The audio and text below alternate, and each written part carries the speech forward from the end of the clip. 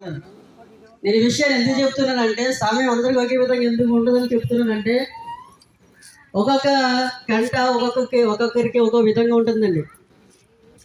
ఒక రోగంతో ఉన్నవాడికి ఒక రోజు గడవాలంటే ఆ సమయం విలువ ఆ వ్యక్తికి ఒక విధంగా అర్థమవుతుంది. ప్రియమైన వాళ్ళారా, ధనం ఉన్నవాడికి ఆ 24 గంటలు ఒక విధంగా ఉంటుంది. నిరుపేదవాడికి ఆ 24 గంటలు ఒక విధంగా ఉంటుంది. ఒక పూట గడవలేని వాడికి ఆ 24 గంటలు ఒక విధంగా ఉంటుంది. అంటే సమయం అనేది ఆయా సందర్భాల్లో ఆయా వ్యక్తులు ఆ యొక్క వ్యక్తుల యొక్క పరిస్థితులు బట్టి ఏమవుతుందంటే మారుతుంది. అయితే క్రైస్తవుడి దగ్గర వచ్చేసరికి సమయం గురించి మనం ఆలోచన చేస్తే ఖచ్చితంగా ప్రతి ఒక్కరు కూడా గ్రహించాలి. ప్రియమైన వాళ్ళు, ఎందుకని ఈ విషయం చెప్తున్నానంటే, ఈరోజు చాలామంది సమయాన్ని సద్వినియోగపరచుకోకుండా దుర్వినియోగపరుచుకుంటూ కాలాన్ని వృధాగా గడిపేస్తున్నారు. ప్రియమైన వాళ్ళు, అందుకే చెబుతున్నాను, క్రైస్తవుడిగా సంఘానికి వెళ్తున్న మనకి ఖచ్చితంగా సమయం విలువ తెలియాలి. ప్రియమైన వాళ్ళు, ఎందుకంటే దేవుడు ఈ భూమి మీద మనకి ఇస్తున్న ఆయుష్కాలం ఏదైతే ఉందో, ఒకరికి 70, ఒకరికి 80, ఒకరికి 60 అన్నట్టుగా వస్తున్న ఈ దినాల్లో